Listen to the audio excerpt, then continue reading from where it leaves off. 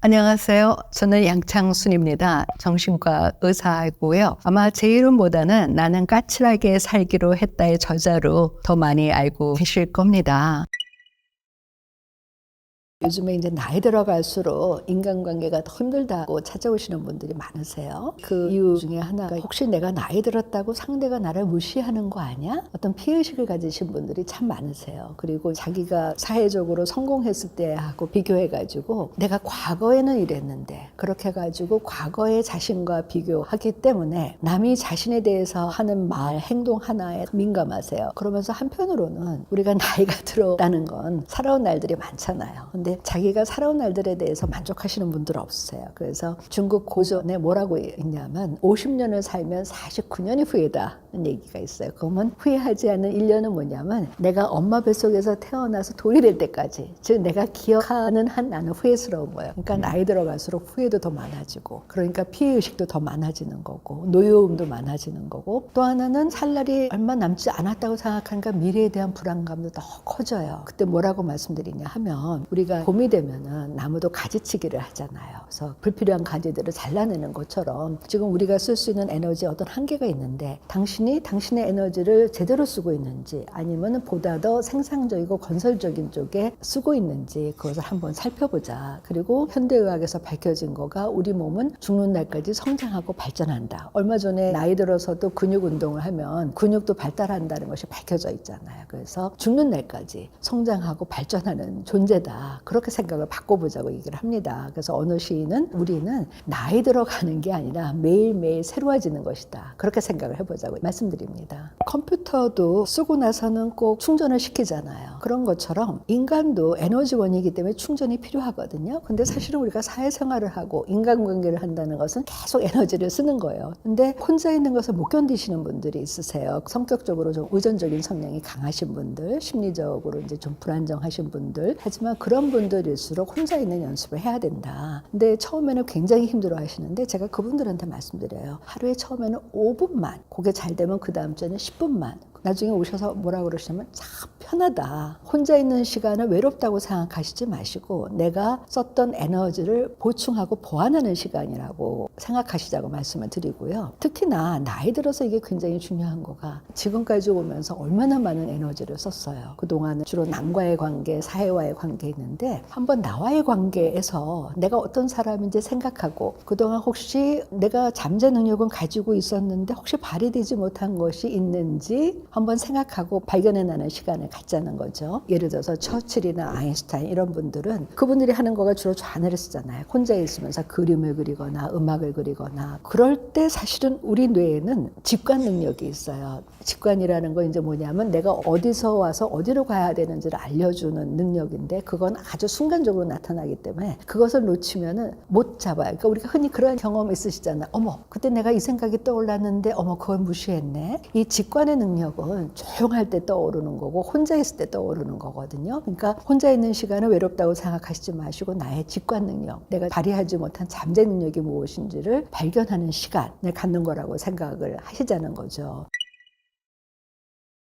인간관계는 결론적으로 어렵습니다. 제가 상담을 해보면 저를 처음 찾아오실 때 호소하시는 증상들은 입맛이 없다, 살기 싫다. 하지만 궁극적으로 어디로 가냐 하면은 인간관계에서 오는 상처와 갈등이 모든 현대인들이 경험하는 정신적 고통의 숨은 원인이라고 할 수가 있어요. 그리고 저희가 실제로 조사를 해본 적이 있습니다. 일을 하시면서 어떤 것 때문에 제일 많이 스트레스를 받으세요. 근데 무려 86%가 일 힘든 게 아니라는 거예요. 인간관계 때문이라는 거예요. 그래서 어떤 분도 남들이 바라는 정말 좋은 직장에 다니고 있는데 인간관계 때문에 내가 힘들어서 그만둬야 되지 않을까 하고 고민하시는 분도 계세요. 그래서 우리나라에서 미움받을 용기로 유명해진 그 애들러라는 정신과 의사는 인생의 모든 고민은 인간관계에서 온다고 했습니다. 그런데 그럴 수밖에 없는 게 내가 나 자신을 봐도 내가 태어나서 경험한 모든 것들이 내 안에 있잖아요. 나의 복잡한 생각, 감정, 기억, 경험들. 상대도 마찬가지거든요. 그러니까 인간관계를 잘하는 비결 중에 하나는 한 우주와 한 우주가 만나는 것이 인간관계구나 라고 생각하시는 것이 이제 좋은 인간관계를 맺는 하나의 비결인데요. 그러면 인간관계를 왜 해야 되냐 하면은요, 내가 나하고 똑같은 생각을 하는 사람, 똑같은 경험을 경험을 한 사람을 만나면 재미가 없죠. 나하고 다른 세상을 경험한 사람들을 만나야지만 나의 경험의 폭이 커지는 거잖아요. 그러니까 인간관계가 우리 삶에 어떤 의미를 가지고 있냐 하면은 사실은 우리 삶 자체가 인간관계다. 우리는 인간관계를 통해서 성장하고 발전한다는 거죠. 어떤 분들은 자기 인간관계가 힘들다고 해가지고 그 인간관계에 대한 책 많이 읽고 오세요. 근데 우리가 이론하고 현장에서 나가서 실제 하는 거하고는 다르죠. 근데 중요한 것은 인간관계의 지식을 갖는 것도 중요하지만 실제 경험에서 얻는 지식이 참 중요하다. 그런 것을 통해서 내가 성장하는 거고, 또 하나는 인간관계를 통해서 내가 어떤 사람인지를 알 수가 있어요. 왜냐하면 나라는 사람이 어떤 사람인지를 아는 데는 내가 생각하는 나, 자기 이미지에다가 남이 생각하는 나.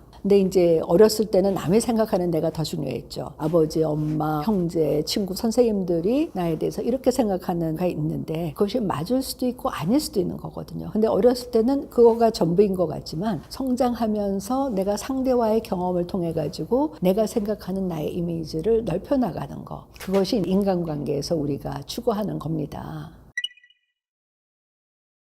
저는 크게 세 가지를 먼저 말씀드리고 싶어요. 첫째는 인간관계는 50점이 만점이다. 우리가 태어날 때부터 이 100점 컴플렉스에 걸려가지고 인간관계를 힘들어하시는 많은 분들이 뭐냐면 내 주위에 있는 사람이 다 나를 좋아해야 된다고 생각하세요. 그래서 한 사람이라도 나를 싫어하면 어머 나는 인간관계를 못해. 그걸 정신과적인 과잉일반화라 그래요. 정말 사람들마다 생각하는 것이 다 다르기 때문에 내가 좋아하는 것을 상대가 좋아할 수가 없는 것이고 나의 생각과 상대의 생각이 다르기 때문에 인간관계에서는 100점이라는 것이 있을 수가 없습니다. 그래서 이것 때문에 힘들어하시는 분들한테 제가 말씀드려요. 유튜브에 제 강의도 많이 올라와 있는데 달린 댓글도 보시라. 그러면은 좋다는 것도 있지만 이것도 각이냐고 욕하는 분도 계시는데 그럴 수밖에 없다. 그러면 거기에서 그분은 그냥 내가 마음에 안 들었나 보다. 그렇게 생각하면 되는 거잖아요. 그리고 중요한 것은 내가 누구를 싫어하는 것처럼 상대도 나를 싫어할 수가 있다. 그러니까 상대가 나에 대해서 어떻게 생각하는 것은 그냥 상대의 권리로 남겨둬라. 그렇게 생각하는 거죠. 그리고 우리가 살아가면서 힘든 거가 나 자신이나 주위 사람들에 대한 기대치가 높은 거예요. 그래서 나도 마음에 안 들고 상대도 마음에 안 드는데 이게 100점을 기준으로 하면 다 마음에 안 들지만 50점을 기준으로 하면 나도 웬만큼 마음에 들고 상대도 웬만큼 마음에 들어요. 그래서 옛날 분들이 사람들을 만날 때는 한눈 감고 만나라 그러잖아요. 그게 바로 그겁니다. 50점을 기준으로 하면 웬만한 관계에 있어서는 우리가 다 대처할 수가 있는 것이죠. 그 다음에 두 번째는 제가 인간관계에도 사계절이 있다고 말씀드려요. 처음 만나는 봄, 서로 관계가 더 커지는 여름, 그 다음에 우리 이렇게 너무 인간관계만 하지 말고 서로 각자 내 삶에서 결실을 맺지 않은 가을, 그 다음에 혼자서 나에 대해서 좀 돌아보는 겨울, 이런 것들이 사실은 인간관계에도 있는 거예요. 근데 어머 나는 봄인데 왜 너는 겨울이야? 나는 여름인데 왜 당신은 가을이야? 이러지 말고 상대도 상대의 계절이 있을 수가 있다. 그것을 받아들이는 게 이제 두 번째고요. 세 번째는 우리가 인간관계는 다른 사람들과의 관계만 인간관계라고 생각하는데 사실은 인간관계의 시작은 바로 나 자신과의 관계인 것입니다. 요즘에 이제 인간관계가 싫다고 해서 방콕하시는 분들 계시잖아요. 제가 그분들한테 말씀드려요. 좋다. 다른 사람들은 싫으면 안 볼 수가 있지만 나는 죽는 날까지 내가 나를 봐야 되잖아요.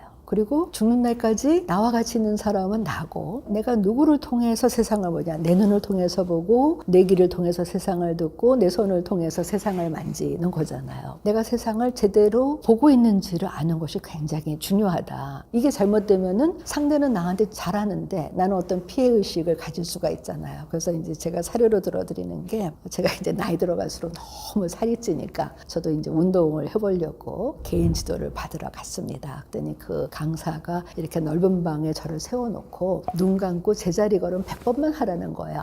쉽지? 그랬더니 70몇 번을 했더니 이분이 갑자기 저보고 눈을 떠보라는 거예요. 근데 제가 너무 놀란 거가 제가 분명히 시작할 때는 방 한가운데 있었는데 눈을 떠보니까 왼쪽 벽에 가서 한 발자국만 더 부딪히면 왼쪽 벽에 부딪히게 생긴 거예요. 그 이유가 뭐냐면 제가 하도 짐을 오른쪽으로만 들고 다니니까 제 몸이 왼쪽으로 휜 거예요. 제가 느낀 거가 어머 몸이 휘면은 나는 똑바로 걷는다고 생각하지만 엉뚱한 방향으로 가는 것처럼 마음이 휘면은 내가 세상은 똑바로 보여줘도 내가 잘못 보겠구나. 그러니까 내가 나를 어떻게 보고 있는지를 봐야 된다는 거죠. 예를 들어서 제가 상담한 분 중에서 정말 남들이 보기에는 뛰어난 외모, 학벌, 집안 모자란 게 없어요. 근데 그분은 자기에 대한 기대치가 너무 높기 때문에 맨날 자기가 부족하다는 거예요. 그러니까 남들을 보면 나는 맨날 부족해. 그러면 사람들이 한두 번 위로해 주죠. 그러다가 피곤하잖아요. 그러니까 이성관계를 못하는 거예요. 늘 나보다 더 좋은 사람을 만나서 떠날 것 같으니까. 그러니까 건강한 인간관계는 자신과의 관계에서부터 시작이다. 이렇게 말씀드리고 싶습니다. 인간관계에서 중요한 이론 중에 하나가 조화리 창문이라는 게 있어요. 인간관계에 4개의 창문이 있다고 그랬습니다. 첫째는 이제 나도 알고 너도 아는 부분이에요. 지금 이 방송을 보시는 분들은 제가 누구인지 다 알죠. 인간관계에서 이제 두 번째 창문이 뭐냐면 저의 사생활, 저는 알지만 상대는 모르죠. 근데 자기의 사생활을 있는 그대로 알면은 상대가 나를 떠날 것이라고 생각하는 사람들은 그것을 숨기려고 하죠. 비밀이 많거든요. 비밀이 많으면은 아무래도 상대가 나의 비밀을 알면 어떻게 하지? 이것 때문에 고민하세요. 그래서 인간관계를 힘들어하시는 분 중에서 밤마다 고민하시는 분들이 계세요. 내가 어디에서 이런 얘기 했는데 혹시 이 사람이 내 얘기를 통해서 내가 안 보이려는 나의 약점, 비밀 안 거 아니야? 세 번째 부분이 뭐냐면 나는 모르지만 상대는 아는 부분이에요. 지금 제 방송을 보시면서 저는 모르지만 이 방송을 보시는 분들은 제가 얘기하는 습관, 사용하는 단어를 알 수가 있죠. 근데 이것을 수용하면은 그 사람이 성장하고 발전하는데 대부분의 상담하면 이 부분에서 문제가 생겨요. 나는 참 좋은 사람인 것 같은데 상대는 나에 대해서 오지랖이 넓고 왜 그렇게 간섭이 많으냐. 이거가 이제 문제가 생기는 거죠. 그래서 좋은 인간관계를 하기 위해서는 나는 나에 대해서 너그럽고 인정이 많다고 생각하지만 상대는 다르게 생각할 수 있다는 것을 이제 받아들이는 겁니다. 마지막이 나도 모르고 상대도 모르는 부분이에요. 정신과 상담이라는 것은 4번째 창문, 나도 모르고 너도 모르는 이 부분에 이제 영역을 키워나가는 것인데 제가 이 창문을 말씀드리는 것은 뭐냐면은 결국은 인간관계를 통해야지만 상대를 통해서 내가 성장하고 발전한다는 것이죠. 또 하나 우리가 살아가면서 힘들었을 때 상처도 인간관계에서 제일 많이 받지만 위로도 인간관계에서 제일 많이 받잖아요. 그래서 최근에 미국에서 보고된 연구 논문이 뭐냐 하면 특히 중년기에 외로움을 많이 느끼는 혼자 있는 분들이 치매가 걸릴 확률이 그렇지 않은 사람들보다도 더 많다는 보고가 나왔어요. 그러니까 내가 건강한 노년을 하기 위해서도 좋은 인간관계를 해야 되겠죠. 근데 그 좋은 인간관계라는 게 뭐냐면 그냥 사회적으로 복잡한 것이 아니라 나와 가까운 사람들과 서로 좋은 감정을 나눌 수 있는, 서로 성장할 수 있는 관계를 맺자는 것입니다.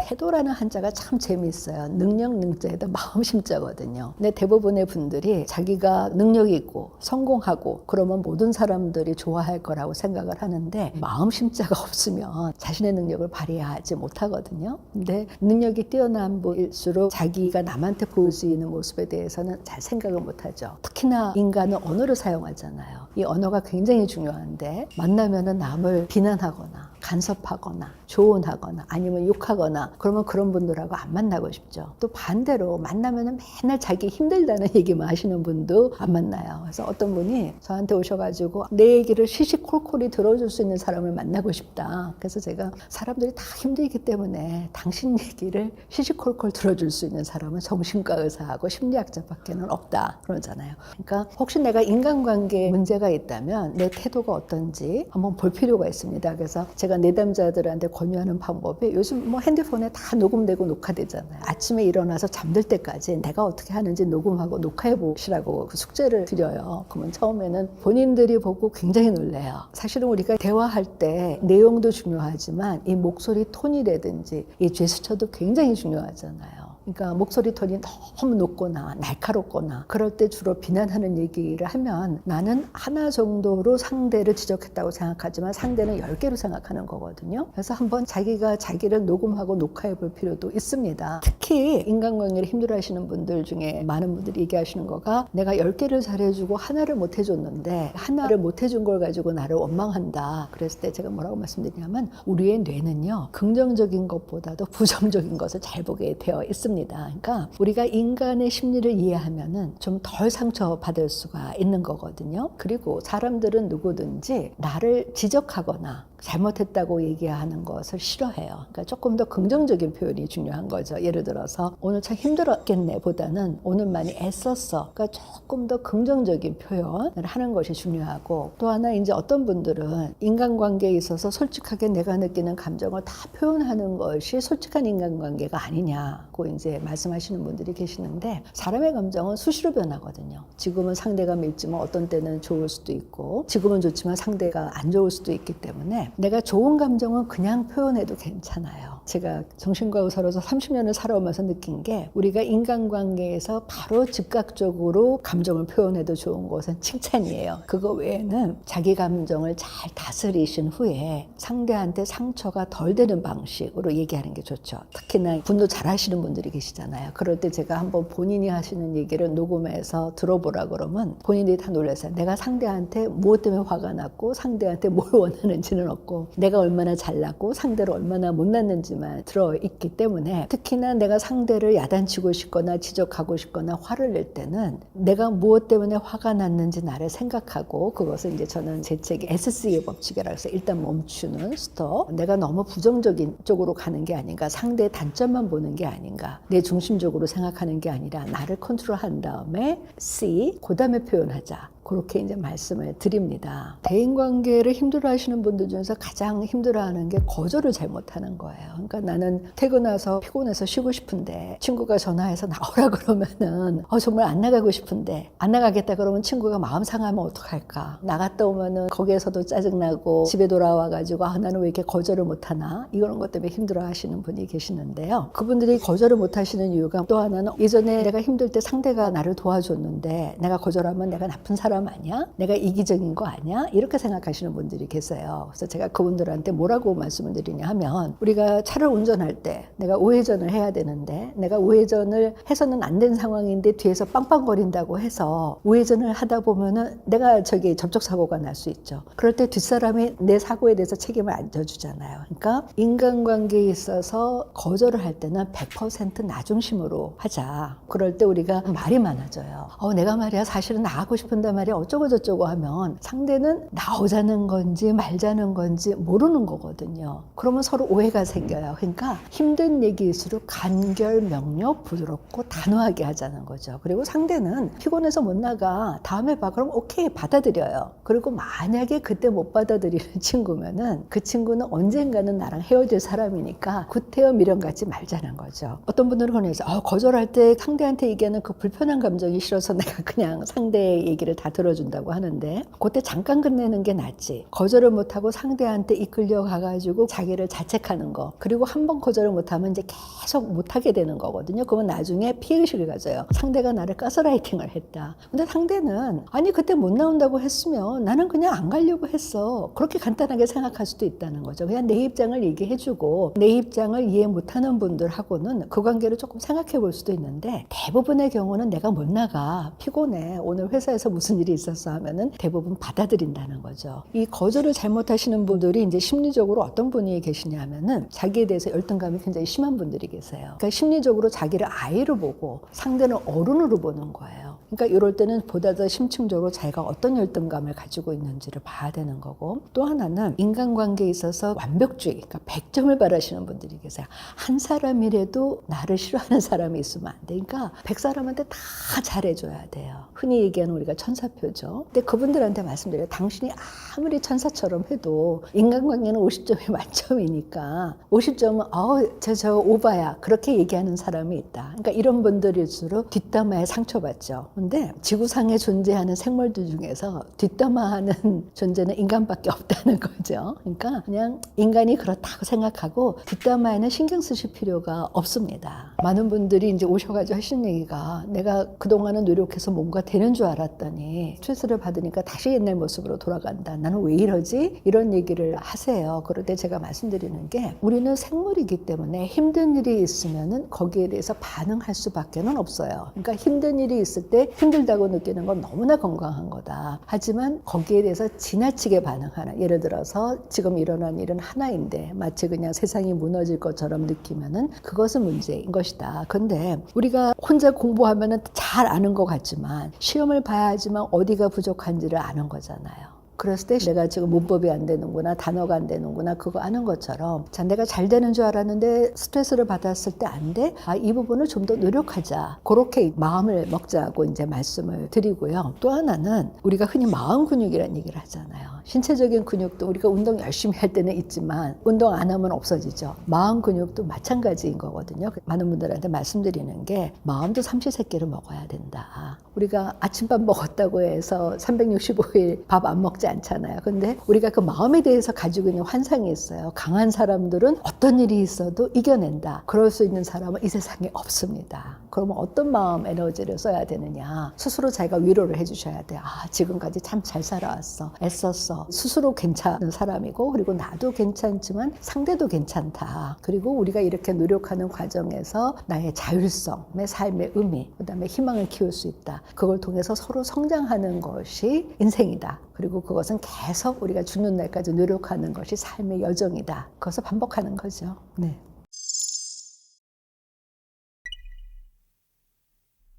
많은 내담자들이 인간관계를 힘들어 하시는데 특히 그중에서도 이 가족관계를 힘들어 하시는 분들이 참 많아요. 근데 가족은 많이 힘들지만 그러면서도 굉장히 중요한 관계인 거가 가족은 내가 태어나서 처음 접하는 사회 환경이에요. 그리고 가족은 내가 태어나서 처음 만나는 사람들이죠. 그래서 제가 쭉 상담을 해보면 결국은 우리가 성장하면서 경험하는 인간관계 특히 사회에 나와서 경험하는 인간관계는 가족관계의 반복인 경우가 참 많아요. 예를 들어서 자기 아버지와의 관계가 굉장히 불편했다. 아버지가 굉장히 엄격하셔서 그러면은 대개 조직이나 기업에서 일을 하면서 자기 상사와의 관계를 불편해하는 분들이 참 많습니다. 두 번째는 우리가 살아가면서 제일 중요한 거가 나에 대한 믿음, 그다음에 상대에 대한 믿음, 그다음에 내가 살아가는 이 세상과 사회에 대한 믿음, 신뢰를 배우는 것인데 그것이 가족이나 가정에서 이루어지는 거예요. 그리고 우리가 살아가면서 참 여러 가지 어려운 일들을 경험을 하는데 그때 우리를 치유하는 거가 뭡니까? 참 수고했어. 넌 참 괜찮은 사람이야. 애썼어. 이런 격려잖아요. 근데 이런 인정과 사랑과 격려를 누가 해줄 때 제일 좋으냐?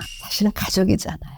근데 문제는요, 이렇게 정말 소중하고 그런 관계에 있어서 왜 가장 상처를 받는가? 가족은 내 자녀니까, 내 부모니까, 내 형제니까 내가 제일 잘한다고 생각하지만 사실은 제일 잘 모른다. 그래서 부부 상담이라든지 가족 상담을 할 때 각자의 모습을 이제 심리 검사를 통해서 스스로에 대해서 알게 하고 그것을 이제 가족 관계나 부부 관계에 있어서 서로 설명을 하게 해줘요. 그러면은 서로가 놀라는 거예요. 그 이유가 뭐냐면 우리는 가족이기 때문에 상대가 어떤 사람인지 알기도 전에 제일 높은 기대치를 가져요. 예를 들어서 내담자들이 많이 하는 얘기가 부모니까 아무리 힘들어도 나한테 최선을 다해줘야 되는 거 아니에요? 부모라면 내가 어떤 행동을 하든지 간에 나를 인정해줘야 되는 거 아니에요? 그리고 부모님도 내 자녀니까. 근데 문제는 뭐냐면 우리가 사회생활에서 만나는 사람들한테는요 사실은 그렇게 기대치가 높지 않아요. 그리고 내 기대치를 못 채워줘도 저 사람은 그냥 그래. 그냥 실력이 그 정도가 보다. 이러는데 가족은 아니에요. 어떻게 감히? 그러면서 그런 실망감을 여과장치 없이 보여주는 관계가 이제 바로 가족관계라는 것이죠.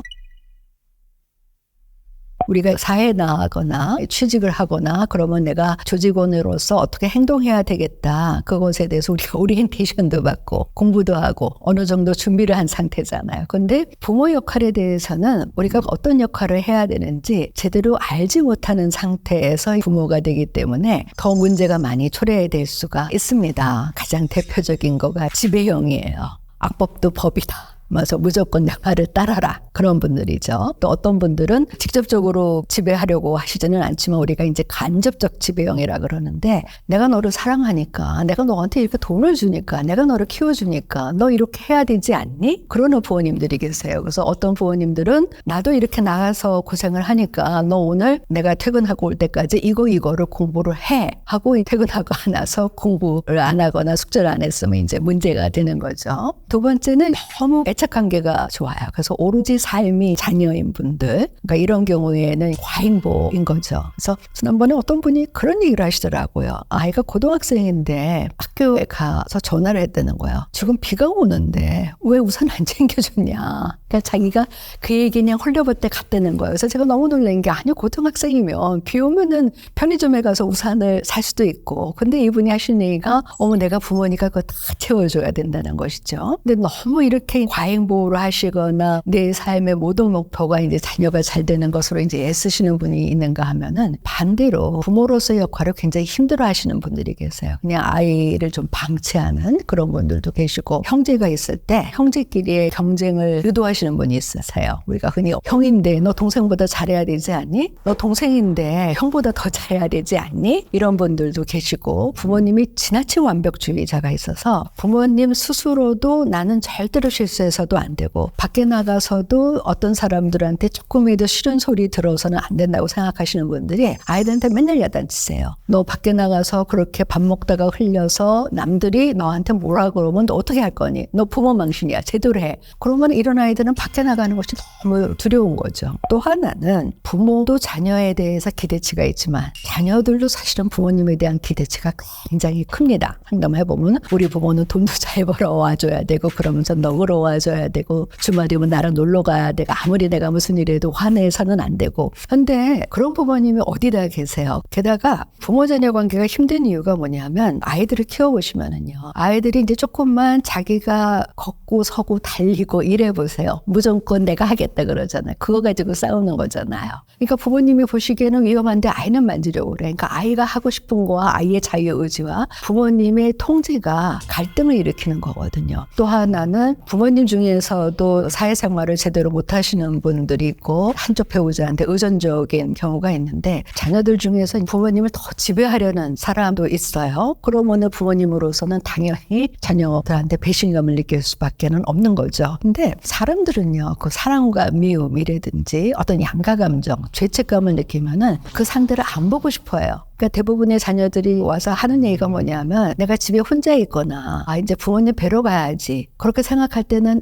이번에 가서 잘 해드려야지 하는데, 막상 부모님을 보면은 자기가 싫어하는 부모님 모습이 나오면은 너무 싫다는 거예요. 근데 어렸을 때는 거 참았거든요. 근데 이제는 다 폭발을 하는 거죠. 또 자녀들이 하는 얘기가 뭐냐면, 부모님들도 이제 나이 들어가면은 마음이 여려지잖아요. 우리가 이제 흔히 자녀들이 하는 얘기가, 그렇게 예전에는 강한 줄 알았던 우리 부모님들이 저렇게 약해지셨다. 그러니까 변화한 부모님의 모습을 보는 것이 굉장히 마음 아프면서도, 자녀들의 마음속에는 부모님을 죽는 날까지 부모님으로서 어떤 권위를 지켰으면 하는 마음이 있는 거예요. 그런데 부모님이 나이 들어서 애 같아, 오히려 나한테 의존적이야, 화를 잘 내? 그러면 그게 너무 실망스럽다는 거예요. 그래서 화를 내고 나서는 집에 들어오면서 내가 이래서는 안 되지. 그러니까 너무 괴로우니까 오히려 안 보게 되더라. 이런 심리가 있는 것이죠. 그러니까 이런 복잡한 심리를 서로 잘 이해하는 것이 중요합니다.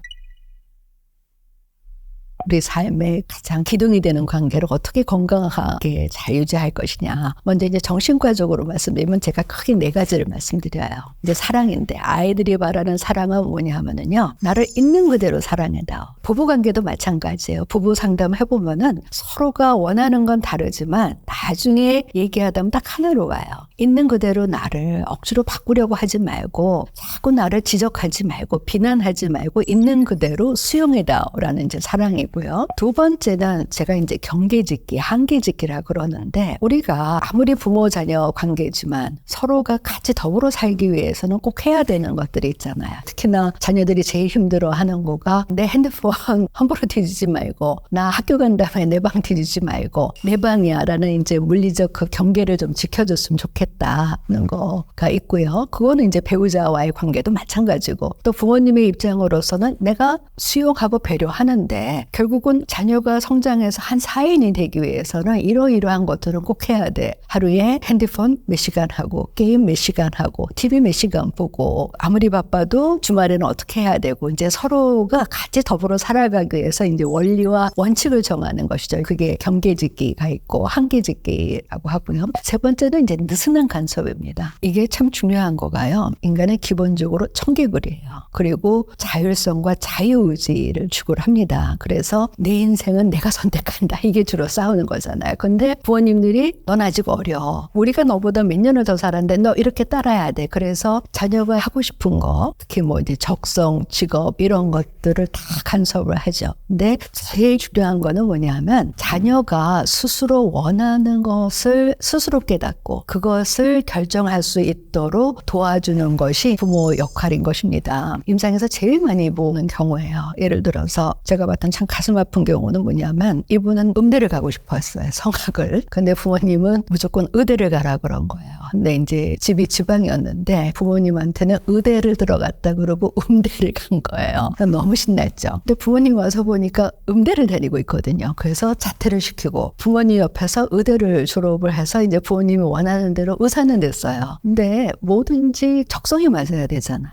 아무리 남들이 부러워하는 직업이라도 그러니까 이분이 결국은 의사로서 실패하고 알코올 중독이 된 경우가 있어요. 그래서 제가 참 마음이 아프더라고요. 어떤 분은 자기는 이 직업을 안 갖고 싶었는데 부모님이 억지로 해서 가라 그랬다. 난 너무 힘들다. 그러니까 자기 일에서 스트레스가 쌓일 때마다 문제를 일으키는 거예요. 그래서 제가 그분한테 물었습니다. 그러면은 내담자분은 어떤 직업을 갖고 싶어 하셨어요? 그럼 그것을 부모님께 말씀드려야 되지 않나요? 사실은 자기는 뭘 하고 싶었는지 몰랐다는 거예요. 그럼 부모님이 말씀하시는 것도 선택한 것도 자기의 선택인데 그 책임을 안 지고 잘못된 것을 부모님 탓으로 하는 것이죠. 그래서 부모도 자녀에 대해서 내가 어떻게 키웠는데 저러냐고 많이 하지만은 자녀들도 잘못되면 다 부모님 탓하는 자녀가 너무 많습니다. 자기가 성격이 내향적인 거, 친구 없는 거, 사회생활 못하는 거 이게 다 부모 탓인데 그러기 위해서는 성장 과정에서 부모님하고 자녀하고 많은 대화를 나눠서 자녀가 스스로 무엇을 원하는지 그다음에 마지막으로 중요한 건 뭐냐면 정신적인 독립과 이별인 것입니다. 아까 제가 사춘기 때는 바당하고 청년기 때는 아예 부모를 자기 경계선에 못 들어오게 해야 된다는 거잖아요. 부모 역할이라는 것은 무엇이냐면 도토리가 커서 참나무가 되는 것처럼 내 자녀가 한 개인으로서 건강한 사회생활을 할 수 있도록 도와주는 것. 그러니까 사실은 부모를 떠나는 것이 건강하다는 거죠. 이제 부모님을 못 떠나는 캥거루족 얼마나 많습니까? 그렇게 후회하지 말자는 거죠. 근데 중요한 거는 사랑, 수용, 그다음에 한계짓기, 경계짓기, 느슨한 간섭, 그다음에 정신적인 독립과 이별은 어느 한 사람만 해서는 안 돼요. 가족 모두가 같이 해야 되는 거고 그다음에 물이 위에서 아래로 흐르듯이 부모님이 먼저 하시는 것이 더 중요하죠.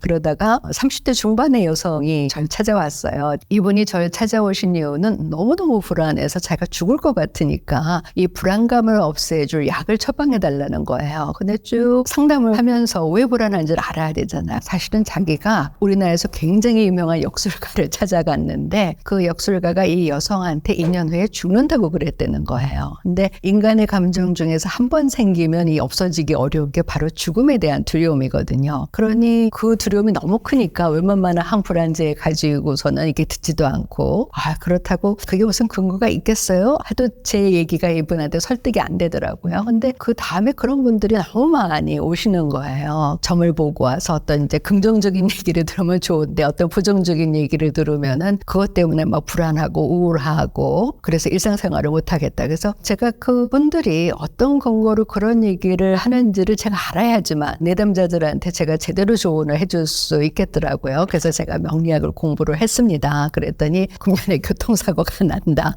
뭐 2년 후에 죽는다. 일부 뭐 그런 얘기를 할 수도 있겠지만 그런 게 아니고 이거는 동양의 성격학이더라고요. 그러면 이 명리학의 근원은 어디일까? 공부를 했더니 그게 이제 주역인 거고 그 주역은 동양의 리더십학이에요. 그래서 이제 제가 임상에서 쓰려면은 이게 학문적인 근거가 있고 이게 학문적으로 입증이 돼야 되기 때문에 제가 다시 대학원을 들어가가지고 제 논문인 주역의 개로 한 개인의 성격, 기질, 대인관계를 분석하고 그것이 정신의학적으로 분석한 거하고 어떤 상관관계가 있는가. 그래서 이제 논문이 통과된 다음에 제가 이제 임상에서 활용을 하고 있습니다. 그래서 임상에서 활용을 해보니까 요즘 이제 내담자들하고 이렇게 상담을 해보면 젊은 분들이 MBTI가 유행이죠. 결국은 저를 찾아오실 때는 참 사람의 얼굴이 다르듯이 다른 증상으로 왔지만 궁극적으로 그분들 그분들이 원하시는 건 뭐냐면 내가 누구이고 내가 어떻게 살아야 하는가라는 거예요. 그래서 폴 고갱의 작품 중에서 우리는 어디에서 왔고 우리는 누구이고 어디로 가는가 이것을 알고 싶어 하시는데 제가 두 학문을 같이 그 융합을 해서 썼더니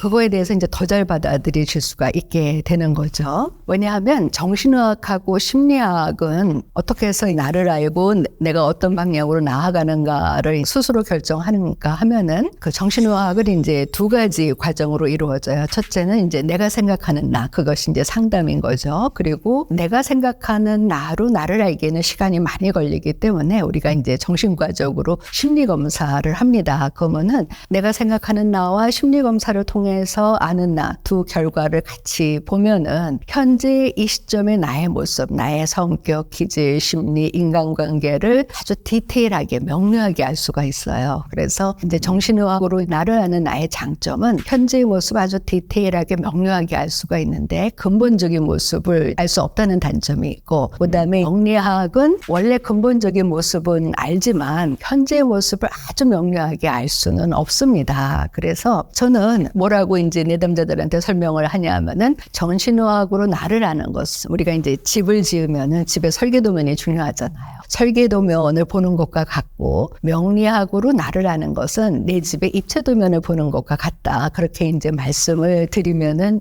좀 더 이해를 잘 하세요. 그러면 이제 그때 주역은 어떻게 활용을 하냐면 사실 우리가 산다는 거는 선택과 결정의 연속인 거잖아요. 예를 들어서 아침에 일어나서 회사를 갈 때 오늘 버스를 타고 갈 것이냐, 지하철을 타고 갈 것이냐, 택시를 타고 갈 것이냐 하는 그 아주 사소한 것에서부터 시작을 해서 내가 어떤 직업을 가질 것이냐, 그다음에 어떤 적성을 선택할 것이냐, 배우자를 선택할 때도 그렇고 인생이라는 것이 선택과 결정의 연속인데 사실 우리가 불안하면 제대로 선택할 수가 없어요. 근데 주역은 내가 태어나서 모든 것을 다 이룬 어떤 인생에 경험할 수 있는 모든 가지수를 64개로 정하고 그때 또 상황에 따라서 내가 초등학생이냐 초등학교 6학년 졸업을 앞두느냐에 따라서 내가 어떤 행동을 하는 것이 내가 좋을까를 알려주는 학문이에요. 그래서 주역을 우리 인생의 신호등, 내비게이션이라고 이제 설명을 드리는데 많은 내담자들이 오셔가지고 이런 얘기를 하세요. 살면서 정말 신호등처럼 내가 멈춰야 될지 앞으로 가야 될지 좌회전해야 될지 우회전해야 될지 잘 모르겠다. 그럴 때 주역을 인용해서 말씀드리면 참 많은 분들이 이해를 하시는데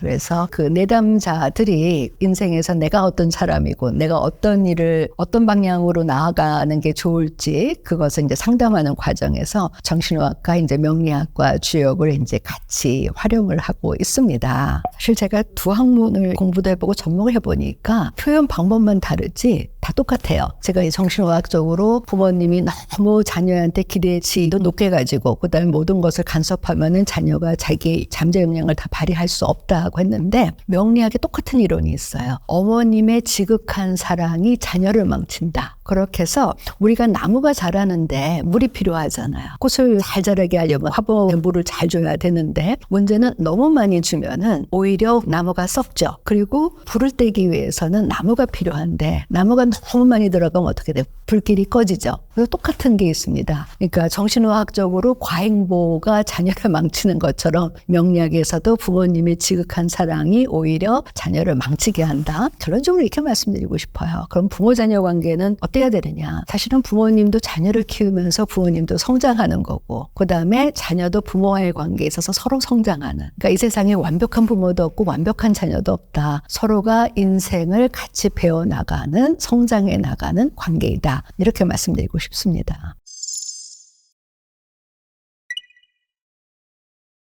건강하다는 것은 불필요한 감정이나 생각 이런 것들로 자신을 괴롭히지 않으면서 자기 원래 가지고 있는 잠재 능력을 다 발휘하는 상태라고 이제 말씀을 드려요. 좀 더 이제 구체적으로 말씀드리면은요. 미국의 매닝거 재단에서 만들어진 정신건강의 기준이 있어요. 첫 번째가 현실의 문제를 건설적으로 해결해 나가는 능력. 예를 들어서 우리가 살아가는 게 너무 힘들잖아요. 어떤 때는 직장을 때려칠까 말까. 그런데 내가 대비도 없이 직장을 그만둬? 그거는 건설적인 게 아니고 파괴적인 거잖아요. 그래서 현실에서 경험하는 여러 문제들을 건설적으로 해결해 나갈 수 있는 능력. 두 번째가 변화에 적응하는 능력이에요. 세상의 변화가 얼마나 빠릅니까? 근데 그것에 어떤 저항한다면 내가 동떨어지겠죠. 세 번째가 우리가 살아가면서 누구든지 불안하고 긴장하죠. 하지만 내가 불안하고 긴장감을 느끼는 거하고 그러한 감정 때문에 내가 내 잠재 능력을 발휘하지 못하는 거하고는 달라요. 흔히 그냥 불안한 거하고 불안이 심해가지고 강박증에 걸려서 공부를 해야 되는데 노트 필기하다가 어머 글씨가 마음에 안 들어 계속 찍고 그런 증상을 다스릴 수 있는 능력. 네 번째는 인간관계에 있어서 받는 것보다 주는 것을 조금 더 만족할 수 있는 능력. 그 다음에 인간관계에 있어서 지속적으로 도움을 주고받을 수 있는 인간관계. 우리가 황금률이라 그러는데 인간관계에 있어서도 주고받는 그 비율이 황금률을 이루면은 그게 건강한 인간관계를 맺는 거거든요. 그리고 이제 여섯 번째가 인간은 누구든지 본능적으로 공격성을 가지고 있습니다. 그러니까 쉽게 분노하기 쉽죠. 그런 것들을 조금 창의적이고 건설적으로 승화하는 능력. 일곱 번째가 사랑할 수 있는 능력인데 이게 꼭 남녀 간의 사랑이 아니라 상대를 있는 그대로 수용하는 능력. 이 일곱 가지를 우리가 완벽하게는 하지 못하지만 이것을 내가 가질 수 있을 때 우리가 사는 게 결국은 스트레스 연속이잖아요. 갈등의 연속이잖아요. 그것을 해결할 수 있는 가장 중요한 무기 세 개를 가질 수가 있거든요. 첫째는 내 인생의 주체는 바로 나라는 이제 자율성. 두 번째는요. 우리가 살아가면서 내가 공부하는 의미, 돈 버는 의미, 아침에 일어나는 의미를 찾으면 우리가 행복해요. 근데 우리가 흔히 얘기하는 우울증이라는 건 뭐예요? 모든 게 다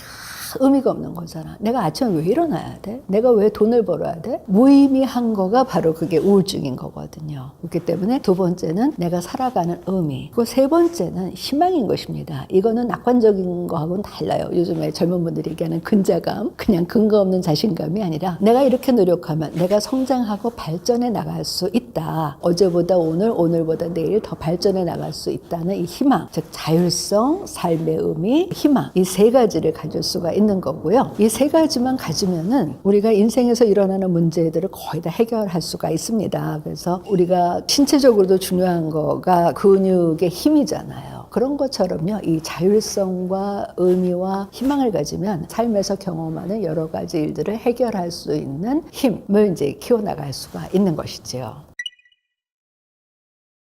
정신과적으로 정신건강을 살피는 요소 중에 제일 중요한 게 유연함과 융통성이에요. 나와 다른 생각을 가진 사람, 나와 다른 얘기를 하는 사람에 대해서 일리 있네, 들어보자, 이런 자세인 거거든요. 그래서 서로 다른 생각을 가진 사람들끼리 모였을 때 우리가 사회가 발전하는 거잖아요. 그것을 아주 주역에서는 재미있게 표현하고 있는데요. 밥솥을 상징하는 화풍전개라는 게 있어요. 근데 옛날에 우리 시골에 가보면 아궁이에다가 나무 하면서 그 다음에 막 부채질 하면은 불이 일어가지고 그 솥에 있는 음식들이 잘 익잖아요. 그래서 결국은 근데 음식을 만들 때 우리가 재료가 풍부할수록 더 맛있는 거가 되잖아요. 그러니까 주역에서 좋은 인간관계를 하기 위해서는 서로 다른 생각들을 모아가지고 우리가 서로 나눠 먹으면서 풍요롭게 만들자. 그것을 이제 화풍전개에서 하고 있습니다. 그래서 외국에서는요, 조직을 만들 때 일부러 성격이라든지 가치관이라든지 생각하는 것이 다른 사람들을 그렇게 만든 조직이 더 일을 잘한다는 것이 보고가 되어 있습니다. 근데 우리는 나와 다른 생각을 하면 그 다음부터 싸움이 되고 원수가 되는 거잖아요. 그게 아니라는 것은 이제 주역에서 얘기하고 있습니다. 요즘에 많은 분들이요, 상대를 이해하자 하면 굉장히 싫어해요. 왜 내가 이해해야지? 그렇게 하는데 이해보다는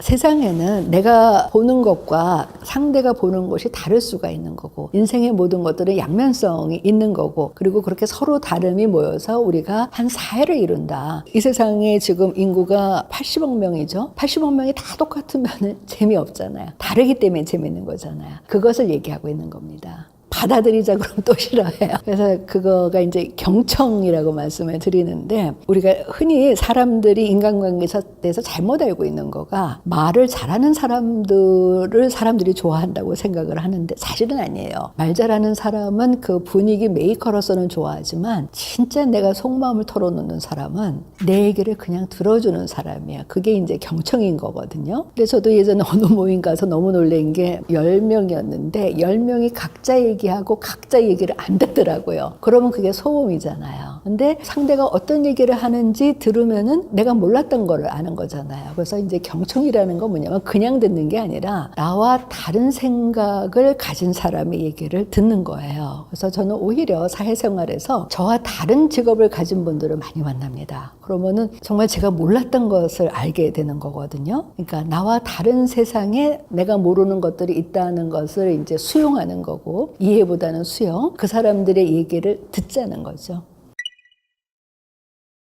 우리의 삶은 결국은 미완성이고 끝날 때까지는 끝난 게 아니다. 이것을 먼저 말씀드리고 싶어요. 왜냐하면 제가 요즘에 상담을 해보면은 많은 분들이 불안해하시는 이유가 크게 두 가지예요. 시작을 하자마자 자기가 최고가 되고 싶어요. 예를 들어서 그림을 그리면은 내가 바로 최고의 화가가 되고 싶어하고 최고의 그림이 나오고 싶어해요. 그러니까 아예 그림을 못 그리는 거예요. 그리고 두 번째는 어떤 새로운 도전을 두려워하세요. 예를 들어서 부모님들이 이제 억지로 시키면은 대학교까지는 들어가요. 근데 사회에 나오는 것은 정말 자기가 해야 되는 거잖아요. 근데 그게 너무 두려워가지고 대학 졸업을 못 하시는 분들이 계세요. 새로운 도전을 두려워하는 거죠. 그리고 또 어떤 분들이 계시냐 하면은 지금 너무 많이 이루었는데 이룬 것이 무너질까봐 굉장히 또 두려워하시는 분들이 계세요. 한 발자국이라도 잘못해서 이거 실패하면 어떻게 하지? 그 불안감 때문에 아무것도 못 하시는 거예요. 그럴 때 제가 이제 주역에서 말씀드리는 거가, 주역은 64개로 되어 있는데 다 이루었다. 그게 이제 63번째개예요. 모든 것들이 다 이루었다. 안심하려고 하는데 그 다음에 처음부터 다시 시작해야 된다는 미제개가 나와요. 우리가 흔히 얘기하는 그 영구 미제 사건 있죠. 그게 이 주역에서 나온 거예요. 그러니까 영구 미제 사건은 해결이 안 되는 거잖아요. 인생이라는 것은 결국은 이루어짐과 새로움의 반복이다. 예를 들어서 우리가 탄생하면 부모님의 입장으로서는 10개월 임신을 한 다음에 아이가 탄생했으니까 이루어졌으니까 기제잖아요. 근데 아이를 키워야 되거든요. 미제죠. 초등학교에 들어가요. 겨우 안심했는데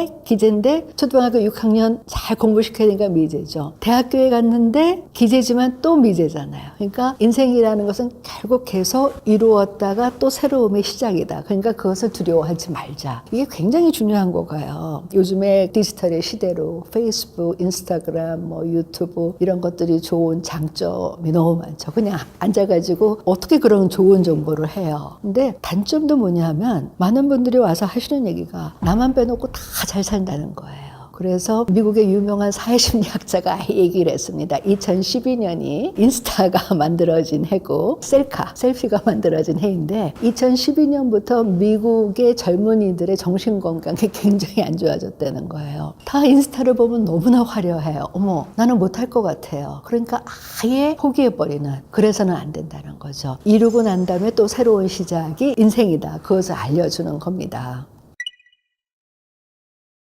살면서 가장 어려운 거가 모든 것이 다 무너질 때이잖아요. 그럴 때는 다 포기하고 싶습니다. 근데 주역은 무너진 위험한 순간이 바로 새롭게 부활할 수 있는 시작이다. 그 얘기를 하고 있는데요. 상담했던 분 중에서 이런 분이 계세요. 그 성장 과정이 불우했습니다. 아버님이 알코올 중독자의 이제 가정 폭력자였어요. 그런데 그래도 열심히 공부했어요. 좋은 기회라 해가지고 이제 외국에 유학을 갔는데 알고 보니까 그게 사기였던 거예요. 그러니까 완전히 길바닥에 내앉게 된 거죠. 그러니까 이제 이분이 산 위에 올라가서 막 이제 막 하늘에다 대고 욕을 한 거예요. 도와주지는 못해 막 좀 방해하지는 마라. 그리고 나서 술에 취해서 잠이 들었는데 그 다음날 아침에 자기가 일어났는데 저 골짜기서부터 햇살이 올라오면서 자기를 그렇게 따뜻하게 감싸 안아주더라는 거예요. 갑자기 자기가 눈물이 그렇게 나오면서 펑펑 울고 나서 내가 새롭게 시작하자. 그래서 그분 얘기가 참 인상적이었던 게, 내가 산을 올라갈 때 하고 내려갈 때 하고 내 삶이 변한 거 하나도 없다. 난 돈도 없고 집도 없고 쫓겨나기 일보 직전이고 가족들하고 다 했는데 내 마음이 달라졌다. 그것을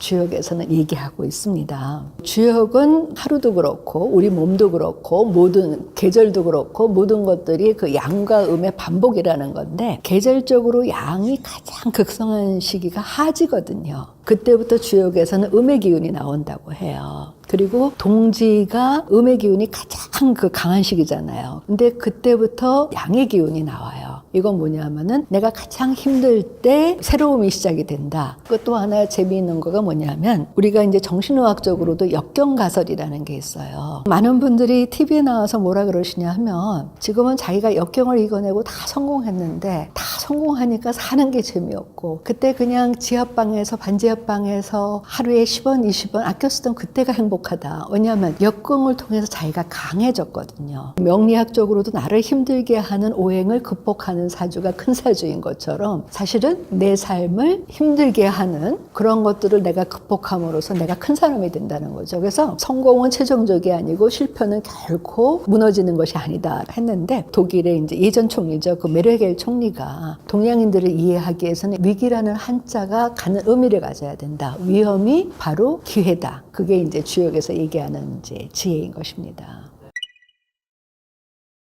괴 자체에서 오는 지혜도 있지만 이 괴의 순서가 있어요. 아주 흥미로운 거가 요즘에 이제 매스컴에서 유명한 화천대유계입니다. 화라는 것은 이제 태양을 상징하는 거고 천이라는 것은 하늘을 상징하는 거예요. 가장 눈부신 게 뭐예요? 정오 때 그 하늘에 딱 태양이 떠 있으면 너무 눈이 부시죠. 사람들이 막 쳐다보죠. 그게 이제 화천대유계예요. 근데 그 다음에 나오는 괴가 뭐냐면 겸손해라. 그 겸손을 상징하는 괴가 나오는데 겸손을 상징하는 괴가 어떻게 이루어졌냐면 사는 땅이 있잖아요. 근데 마치 내가 땅 속에 있는 것처럼 겸손해라. 이거인 거거든요. 그러니까 잘 나갈 때 겸손하라는 거죠. 근데 우리가 참 잘 나갈 때는 겸손하기가 쉽지가 않아요. 일단은 내가 하늘에 떠 있는 태양이니까 모든 사람들이 다 나를 추앙하죠. 눈부시니까 사람들이 다 나를 못 보죠. 그러니까 내 단점은 안 보이고 그냥 장점 화려한 것만 보이니까 내가 최고인 것 같죠. 그러니까 자기도 자기의 그런 맛에 그거 하다 보니까 성공하면 성공할수록 나한테 싫은 소리 하는 사람들 안 보잖아요. 우리가 역사를 보면은 꼭 성공한 왕이 자기의 성공에 취해가지고 몰락하는 경우 참 많잖아요. 근데 제가 이 주역을 떠나서도 제 내담자들이나 제가 사회생활을 하면서 많은 분들을 만났는데 잘 나갔을 때 그 자만하신 분들, 사람들을 막 무시하고 상대가 내 말을 안 들으면 막 분노하시는 분들이 계잖아요. 무조건 따라! 이러신 분들 중에서 영광이 계속되는 경우를 참 못 봤습니다. 그러니까 우리가 좌절하고 실패하고 있을 때는 희망을 갖고 반대로 내가 잘 나갈 때는 겸손하자. 마치 산이 땅에 있는 게 아니라 내가 땅 속에 있는 것처럼. 그래서 우리가 흔히 그 갑질이라 그러잖아요. 근데 이 갑질이라는 한자가 참 재미있습니다. 갑이 뭘 뜻하냐 하면은 싹이 땅을 뚫고 나오는 거예요. 근데 너무 급히 나오다 보니까는 그 씨앗에 껍질을 쓰고 있어요. 그러니까 자기가 땅을 뚫고 나와서 보니까 어머 내 세상 같은데 껍질을 쓰고 있으니까 제대로 못 보는 상태에서 좌지우지하려고 하는 게 갑이에요. 근데 이 갑이 산전수전 뭐 저기 비바람도 맞고 천둥도 맞고 그렇게 해서 된 거가 을이에요. 명리학에서요. 자기 사주에 갑이 많은 사람보다 을이 많은 사람들이 더 그 생명력도 강하고요. 성장하려는 욕구도 강한 것입니다. 그러니까 내가 우쭐거리지 말자는 것이죠. 어떤 분들은 저한테 질문하실 거예요. 아니 지금 디지털 시대에 무슨 주역이야. 그러는데 요즘 많은 철학자나 과학자들이 말씀을 하시는 게 뭐냐면 우리가 제대로 살아가기 위해서는 현대 과학도 필요하지만 고대의 지혜, 선조들의 지혜가 필요하다. 그래서 두 가지가 균형과 조화를 이루어야 된다 그러는데요. 흥미롭게도요. 주역이 디지털의 언어입니다. 컴퓨터의 기본 원리가 뭐냐 하면은 이진법이잖아요. 그 이진법을 만든 분이 이제 라이프니츠인데 그분은 이진법이라는 게 0과 1로만 이루어져 있는데 근데 이분이 어디에서 그걸 힌트를 얻었냐면 주역은요 64개의 우리가 경험할 수 있는 가지수를 얘기하지만 그것을 나누고 나누면 결국은 인생이라는 거 뭐냐면 앞으로 나아가거나 후퇴하는 거다. 그것을 양과 음이라 그랬습니까? 그러니까 앞으로 나아가는 거 그게 양이고 낮이 양인 거고 그 다음에 밤이 음인 거고 이런 거잖아요. 거기에서 힌트를 얻어서 이 라이프니츠가 0과 1이라는 이제 이진법을 만들었습니다. 그래서 디지털 시대의 주역 심리학을 말씀드리냐 하면 우리가 사는 세상은 다 디지털이에요. 근데 우리 마음만 아날로그예요. 얼마나 많은 갈등이 있습니까? 어떤 것을 선택할 때도 쉽게 얘기하면 직장도 힘들면 그만두면 되는 거고 그만둘 수 없으면 참으면 되는 거예요. 그런데 뭐예요? 그만두자니 미래가 걱정되고 다니자니 화가 나고 결국 디지털의 언어가 아니라 이제 아날로그인 거죠. 어떤 때 이렇게 TV에서 좋아하는 프로그램이 동물의 세계인데 그걸 보면은 동물들이 인간들보다 더 현명할 때가 있어요. 동물들은요, 상대가 나를 어떻게 생각하지? 이거 실패하면 어떡하지? 하는 생각 안 하잖아요. 그냥 현재 이 시점에 집중하잖아요. 그렇기 때문에 동물들은요, 자기가 살아가는데 경험하는 문제를 해결하는 방식이 딱 두 가지예요. 자기보다 약한 동물을 만나면 싸우죠. 자기보다 강한 동물을 만나면 도망가요. 순간적이죠. 근데 사람들이 힘든 거가 뭐냐면 싸우자니 겁나고 도망가자니 내가 비겁한 것 같고 이 이주법을 못 다루기 때문에 그래요. 그래서 주역에서 얘기하는 양과 음이 얼마나 중요하냐면 우리 몸을 이루는 모든 기관들은요, 이진법을 따라요. 팽창 아니면 수축입니다. 심장은 수축하거나 팽창해야죠. 근데 심장이 계속 팽창해봐요. 터지죠. 위가 계속 수축해봐요. 문제가 생기는 거죠. 그러니까 낮에 우리가 활동을 했으면 양이면 밤에는 쉬어야 되거든요. 근데 계속 밤도 안 쉬면은 문제가 생기는 거잖아요. 그래서 양과 음의 균형과 조화가 결국은 이제 정신 건강이 굉장히 중요한 건데 우리가 건강하다는 것은 이 이진법을 잘 따르자는 겁니다.